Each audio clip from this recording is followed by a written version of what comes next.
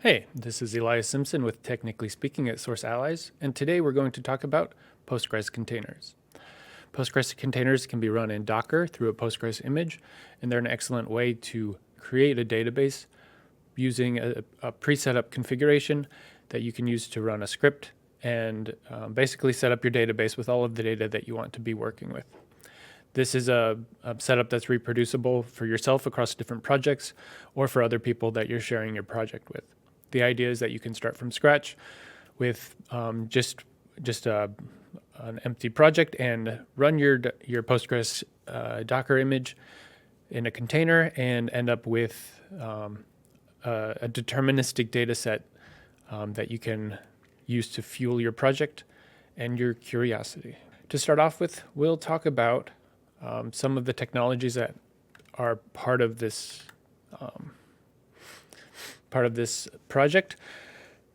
We'll be doing this in TypeScript, so all of the scripts will be run in TypeScript. We're using a TypeScript package to handle the dependencies and to handle basically some of the shortcut scripts that we would be using to start up our containers and hydrate the container. The runtime that we'll be using for this TypeScript setup is Dino. And Dino works pretty much like Node if you're familiar with Node. You have a Node executable, which will run your TypeScript code.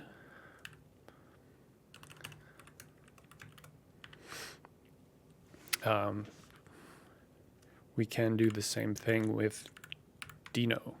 So we'll say execute Dino, console.log hello world. And we have Dino running. We'll talk a little bit later about what the project setup for Dino looks like with the package.json, or the Dino.json, sorry. Package.json is the node setup. And then just what it looks like to run Dino scripts in the terminal. The other technologies you will be using include Postgres, which is it's a relational database system.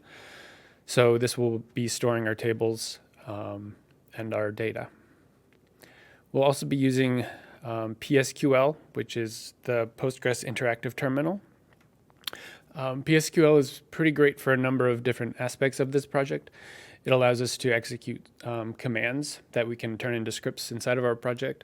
It also, as an interactive terminal, means that we can have direct access to the database. We can connect to it and then execute SQL scripts and query SQL commands and query the database while we're inside of it. So where is our data coming from for this example? I picked the Books API from the New York Times. I wanted something that I could bite off just a little bit at a time and start working on building out those relationships and queries for them.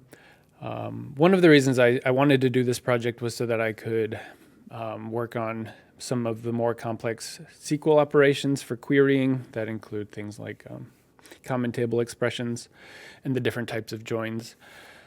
So I wanted to make sure that there were enough different relationships inside of the data set that I was working with to be interesting and educational for me to be manipulating.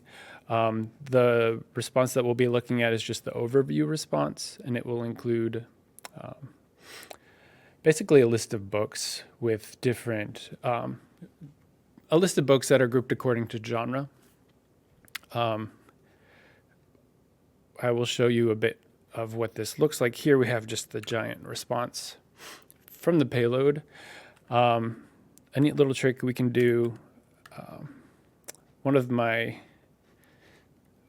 challenges for this project was using NVim, to write all of the code so that I could get some experience with NVim.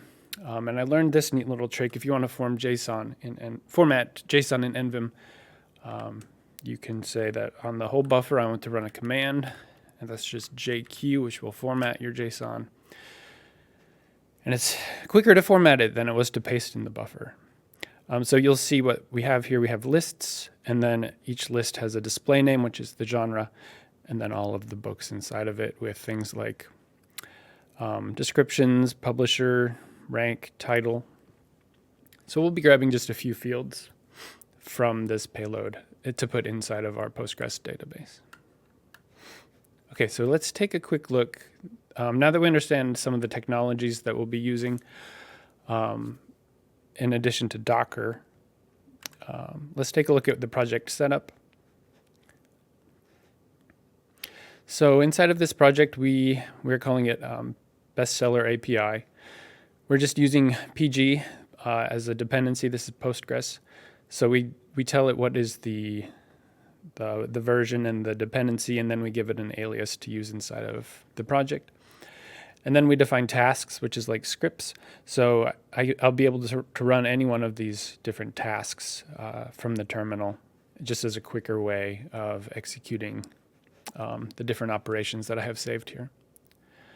As far as the code itself, we have a database repo class, which will just be handling all of the SQL. In this case, it's all upserts, so we're putting in authors, books, lists, which are the different genre bestseller lists, and author-book associations. So this is what's inserting directly into our database. And then we have the script that is going to be executed. So here we're importing our Postgres dependency as a client. And with that, we are basically connecting with some authorization variables, authentication variables, and then, of course, making our API request to the New York Times, getting the payload, breaking it down, and then sending that to the repo class. So you understand what are the technologies, where are we getting our data from, and where is it going. Let's dive into some of the basics of a Postgres image in Docker and how we can get that started. Okay, so in our terminal, assuming that you have Docker installed, you will need to pull a Postgres image.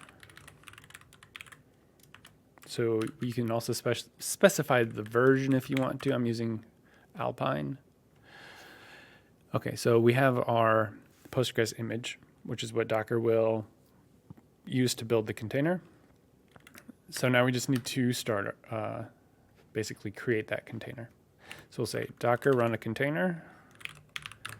-D is the detach flag. That means it goes into the background. And we can use this terminal for other business. We'll give it a name, text speak. We'll give it some environment variables. That's the -E.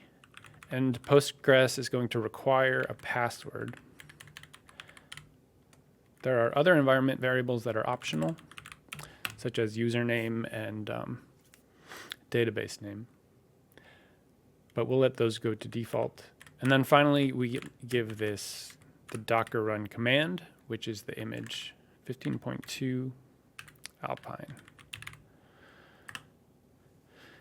All right, so now we have a Docker container running in the background. We can check it out.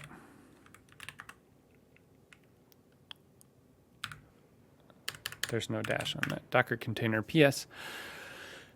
And here we see a container called TextSpeak. Now, how do we interact with this? There are a few different ways that I'll show you. If we're going to stick with Docker, we can use the execute command. So docker exec, and we'll say we want an interactive session, and then it takes the name of the container that we just made. And then it takes basically what is the command that you want to use for this execution. We'll say PSQL, and this is what we'll be using to engage with the Postgres database. And then we'll give it the user, which defaulted to Postgres. Okay, so in just 3 commands, we pulled Postgres image for Docker. We created a container, and then we executed it. And we have now a way to interface with this database directly. So we'll say, what are the tables with /DT? No tables. So we'll create a table with create table foo, and we'll give it just a couple fields. ID is an int, name is text, and then we'll add a row insert into foo. And then we specify what are the columns that we're giving it, and then we say values, what are those columns going to be, and we'll just say 1 and hello. Values. Column insert into. Okay, I cannot use double quotes here.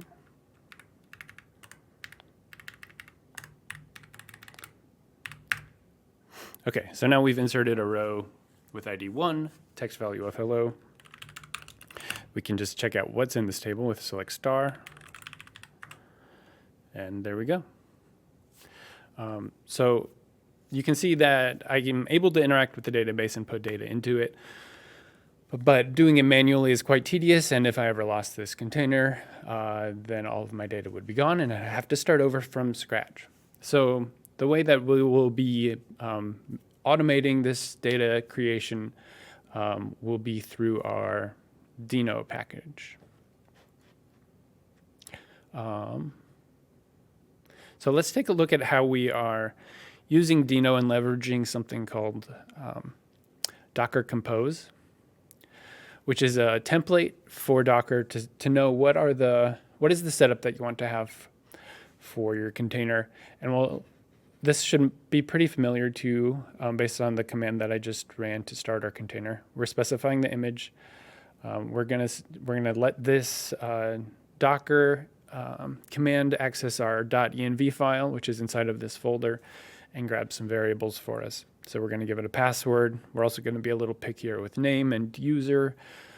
We're going to give it a port and a volume. So this is just a really basic way to say, I don't want to have to specify all of this stuff every time.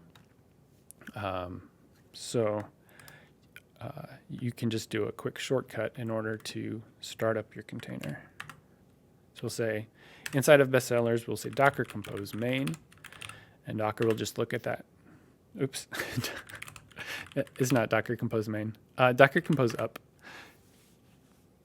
And it's running in the foreground here. We'll just detach and send that to the background.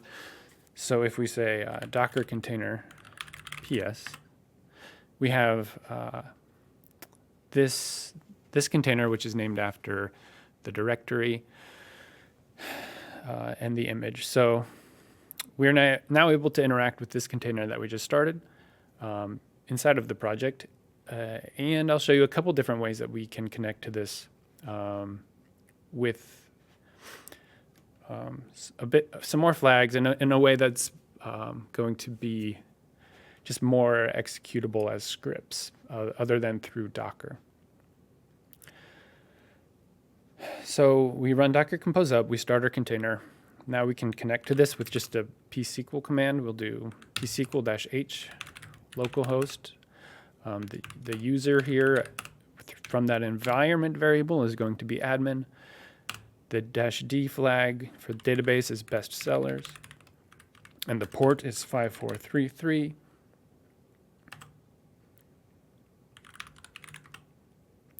And I'm inside of the database, which I just kicked up, and is totally empty. If I log out of here, I can also connect with the connection string. So just a different way of arranging these variables or parameters that we're giving it. So we'll say, who is your user? Oops, colon. So this is, who's your user? What is your port?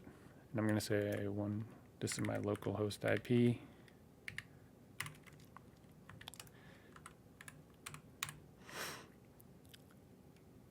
So we have the address and the port, and then the database name.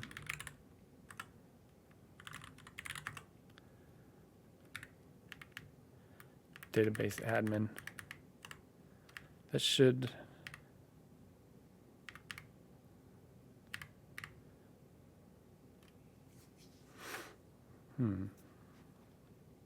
Database admin does not exist. I'm not trying to access database admin.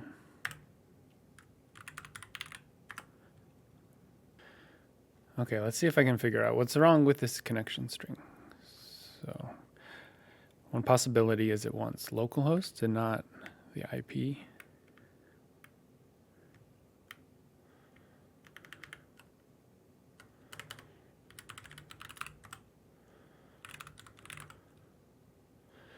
Why does it think admin is my database?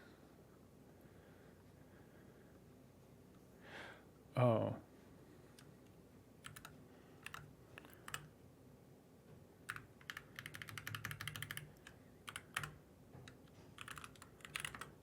Okay, so there's no space here, which makes sense. You need to combine all of your parameters into a single string to connect. So it's the pSQL call for Postgres with the user and your host, the port, and the database.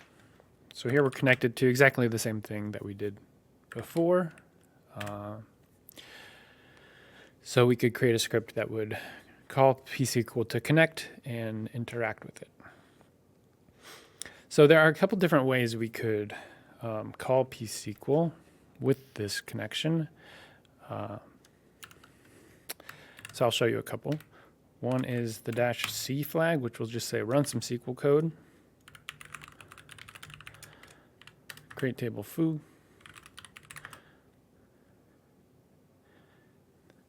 We're going to need a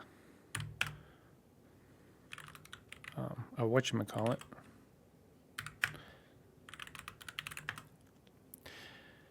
Syntax error at or near.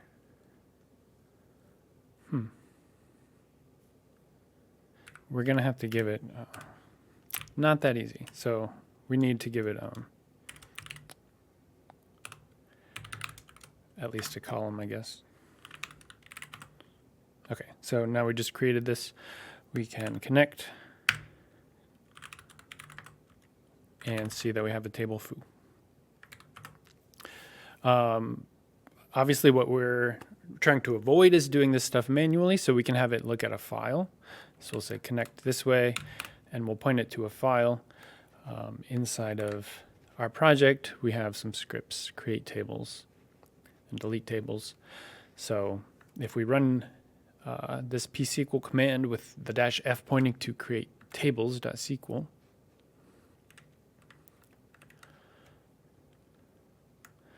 let me give the folder name SQL scripts, scrapes, create tables.sql. We just created all of those tables. We can check them out real quick. There they are. We can investigate a table, so we'll just say what's in authors. And these are the constraints and the rows inside of this. We'll have authors with the ID as the primary key and a text field for name. Okay, so we just created our tables with a file reference or a file flag that's passed into pSQL. How do we hydrate this? So to hydrate this, we'll be relying on Dino to execute our script. So we're going to say, hey, Dino, you know this executable TypeScript, and you're a runtime, just go and do this TypeScript thing. A couple Dino-isms that we'll talk about to set up this execution. We're going to need to point the certificates to our max certificates. The Dino certificates might give you some headaches in trying to connect to third-party APIs. So we'll say, check here for our web certificates, and then we'll say, hey, Dino, run. We're going to say we need to check out the environment file to get the variables to authenticate. We're going to say allow that. We're going to allow net. And then we're going to say get bestsellers.ts, which is just the name of our file. And we'll see if that works. Okay, so we have basically our database set up in the container, ready for this API call to hydrate it.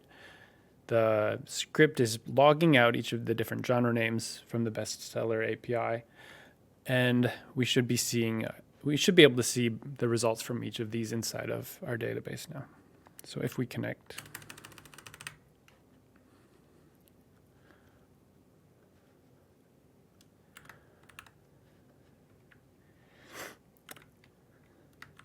if I can copy, come on,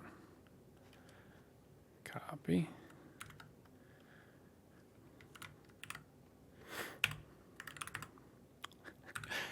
I hate having to put in the password every time. There's actually a flag you can use to authenticate through the connection, but and keep it, but I forget what that is at the moment. Oh, okay, so in here we should now have stuff in here. Let's just see what we have in terms of count. We have 145 authors. We'll take a little look at what is inside of these tables. So author book associations, limit 10.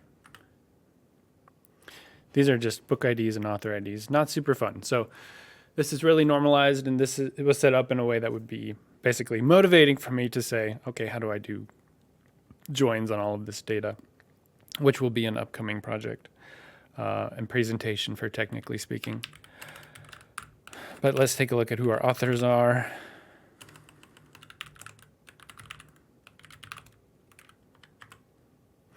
And some of our books.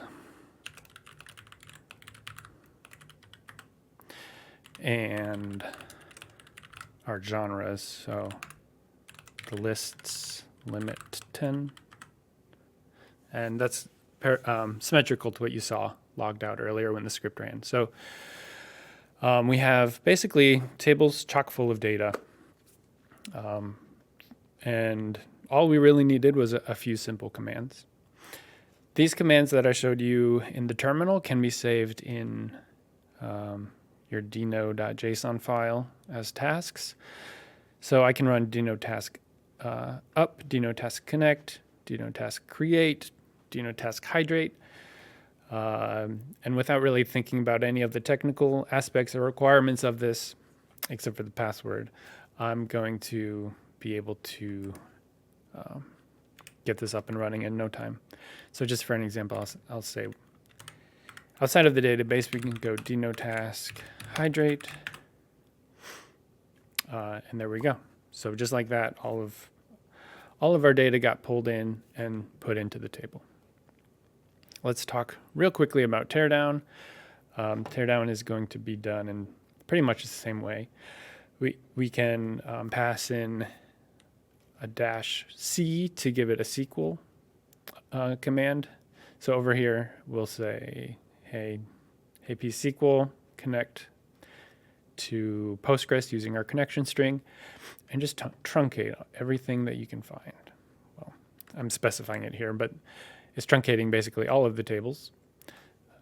So if we run dino task clear, we know that is going to be empty. Let's connect again.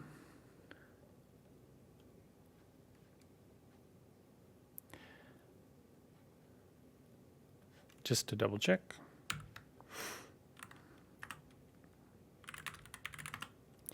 All right, so tables are all still there, but if we check the count,